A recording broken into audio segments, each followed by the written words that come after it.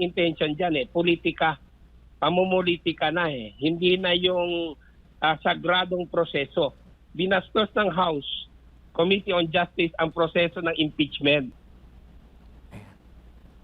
Attorney, magandang umaga. Si Admar po ito. Balikan ko lang po yung isa po sa mga kini-question nila. Kasi alam ko kayo din po yung petitioner din sana doon sa impeachment, no, versus Pangulong Bongbong Marcos, kaso hindi lang natuloy. Pero isa sa mga kini-question po, no, maging yung sa petisyon na inihain din po na sa pangunguna ni Attorney Israelito Torion at itong sa kampo ni Vice President Sara Duterte ay yung treatment po sa impeachment kontra kay PBBM na lumusot at itong impeachment kontra kay VP Sara. May napansin ba kayo na masyadong pinapaboran ang paghimay ng husto sa impeachment kontra sa pangalawang Pangulo? Obvious yan, Admar, na ganon ang sitwasyon. Kasi in the case of PBBM, binigyan lang ang dalawang complaints. Yung amin nga, hindi sinali kasi hindi tinanggap ng House Committee, House Secretary General sa office. So, napakabilis ang pag-dismiss doon sa dalawang complaints on substance ng House Committee on Justice. Dito naman, pinagbigyan nila. And if you look at the complaints, mas malakas yung complaints laban kay PBBM or Marcos Jr. kumpara dito kay Vice President Sara Duterte. And yet, itong House Committee on Justice, binigyan nila ng importansya, binigyan nila ng atensyon, at pinapalakas nila itong mga mahinang complaints laban kay VP Sara Duterte. This is clearly double standard. Ito yung sinasabi nating maling pag-apply ng kanilang mga at proceed bordering on fishing expedition. Opo. And maliban din dito po, sir, kasi tuloy pa rin ang sabi ng Kamara, tuloy pa rin ang kanila pong magiging pagdinig kasi wala nga man naman pong TRO na ilalabas po ang Korte Suprema. Maaari pa rin ba silang mag-contempt dito sa lagay na ito? Halimbawa, may mga mayroon silang sinobpina doon ng mga dokumento, may mga private entity na kanila pong pinatawag. Halimbawa po, magmatigas yung mga individual na ito na maglabas ng mga kinakailangang dokumento kasi tingin nila hindi naman ito trial pa. Siguro kung sa Senado, yun na talaga yung full-blown na trial. Tapos hindi tatanggapin ang rason na yon ng mga kongresista. Meron ba silang contempt powers sa puntong ito po, attorney? Wala namang question na ang House in general merong contempt power. Pero dito sa sitwasyong ito, hindi nila magamit yan Kasi improper, illegal, and unconstitutional yan kung sakali gamitin nila.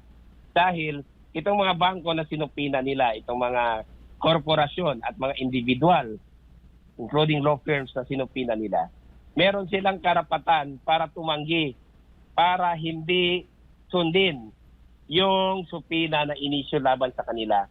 Because this is not yet that part or proceeding wherein pwede nilang pagbigyan itong mga supina because the House is not a court in an impeachment. It's only a Senate sitting as an impeachment court.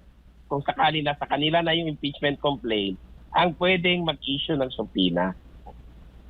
Opo, attorney, masyado na po bang mahaba itong impeachment na ito kumpara sa mga nasaksihan at kabilang kayo sa mga nag-petition din sa mga impeachments sa nakalipas na mga impeachment proceedings? Napakahaba, nakapagtataka. At ang sabi ko nga bakit ganito? Parang ginagawang basketball, dinidribble muna bago i-shoot. Ano kaya? Ano bang intention ng House dito? Pahiyain si VP Sara? Or maghanap muna sila ng mga kaalyado nila na susuporta?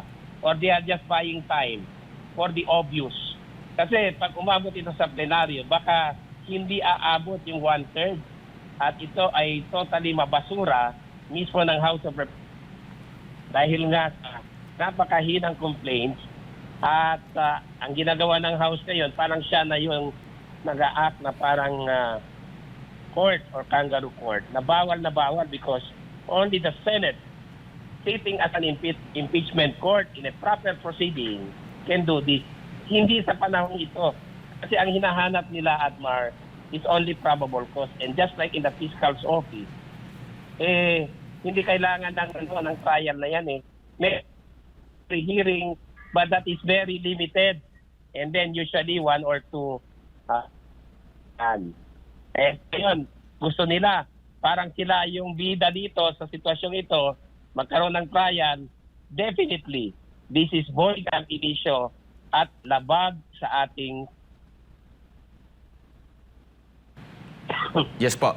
Attorney, dito naman po sa posibilidad, marami din kasi akong nababasa ng mga komento ukol nga po dito sa kanilang ginagawa. Kaya daw ganito yung kanilang pamamaraan na nagiging mini trial, na nagkakaroon ng fishing expedition kasi kulang talaga. Alam nila na hindi uusad itong impeachment for the purpose lang na masira lang ang imahe ng pangalawang Pangulo dahil nananatili pa rin po siyang naunguna sa mga surveys po ngayon sa kabila po ng napakatagal na pagbabanat po sa kanya at pagbabato sa kanya ng iba't ibang mga alegasyon. Eksakto yan ang iyong obserbasyon at obserbasyon ng ilang sektor na dribble muna nila yan para sirain, pahiyain ang ating mahal na Vice Presidente Sara D. Duterte. Yun ang intention dyan politika, pamumulitika na hindi na yung sagradong proseso. Binastos ng House Committee on Justice ang proseso ng impeachment. Kaya nga ito inakyat kasi why will the Vice President bring a petition for certiorari and prohibition with a prayer for temporary restraining order kung hindi nila nakikita itong mga galaw na ito? They are in a better position than us, the general public, para makita yan. Kaya tama yung ginawa ng ating Vice Presidente Sara D. Duterte.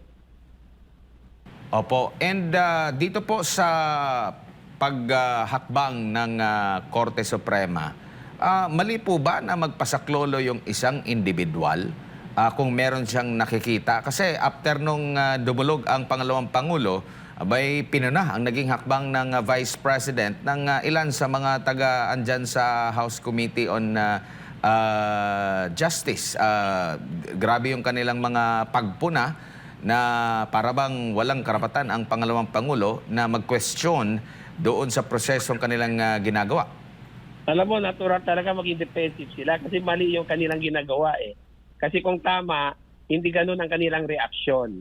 So that kind of reaction on their part only proves na mali yung kanilang ginagawa. Meron pa nga sinabi si Representative De Lima na yung Supreme Court daw ay Sara's Court. You know, that is contemptible or contumacious, or she may be cited in contempt, indirect contempt of court for saying that. Kasi very irresponsible itong si Representative De Lima in labeling as an officer of the court. Siya ay bilang abogado, more than a congressman, dapat respetuhin niya ang Korte Suprema. Kami mga abogado, like myself, Attorney Manuelito Luna and the others, nasasaktan kami every time na binabastos ang Korte Suprema kasi ang aming duty under the law is to protect the integrity and the image of the Supreme Court. Sayang itong si Representative De Lima Ito na sana yung kanyang panahon para bawiin, para baguhin yung kanyang imahe na nasira dahil din sa kanyang mga ginagawa before. Pero ngayon, nadagdagan yung kanyang kasalanan sa court by labeling the Supreme Court as the Supreme Court, the highest court of the land. It is the last bastion, the final arbiter. Natural, kung merong paglabag sa karapatan ng isang individual gaya ni Vice President Sara Duterte at merong grave abuse of discretion, iakyat talaga yan to seek refuge and protection from the court. Hindi po yan unnatural, hindi yan illogical, hindi yan pagtakas doon sa accountability. So, tinitwist ngayon ng House Committee on Justice, some members thereof, itong paggalaw, itong ginawa ni Vice President Sara Z. Duterte. And we, the public, are well aware of the action of the Vice President, which is in accordance with law, in accordance with her rights, under the Bill of Rights, and in accordance with the Constitution. Ang mali dito, ang House Committee on Justice. Opo, at ang tanong din ng ating mga kababayan, may mas malaki pang perang involved sa ibang mga issue, like kagaya po doon sa maleta, ang dami na pong mga nilalabas din na mga videos at mga larawan ni Attorney Levito Baligod, kaugnay nga po dito sa alegasyon ng mga dating sundalo na naging aide daw po ni dating Congressman Zaldico. Meron ding mga posting sa social media itong si dating Congressman Mike Defensor, kaugnay doon sa mga kini-question din ng COA kung pagbabatayan yung kanilang rason kung bakit nila inimbisigan ang pangalawang Pangulo. Di hamak na may mas marami pa palang mga ahensya ng gobyerno, mas malaking involved na pera, pero nakatutok sila dito po sa impeachment, attorney. Well, yan po ang obserbasyon ng ilan na nagkakaroon ng parang diversion. Inililihis ang issue ng pananagutan dito sa maletang kickbacks na umabot sa 805 billion at ginagamit bilang punching bag ang ating mahal na Vice Presidente Sara Duterte. Tumigil na ho kayo dyan sa House Committee on Justice. Huwag niyong gawin yan kasi alam ng Pilipino ang inyong motibo at inyong intention dito. Hindi po mabubura sa isip ng sambayan ng Pilipino ang mali-malitang skandalo na nasangkot ang ilang miyembro ng House of Representatives at ibang mga opisyales, including President Marcos Jr.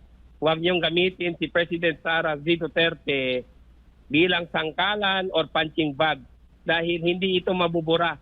Ibang issue po yon at dapat iniimbestigahan ng mga investigative bodies yung maleta delivery scheme na sinabi ko rin dyan sa SMNI ninyo in one interview at wag gamitin si Vice President Sara Duterte.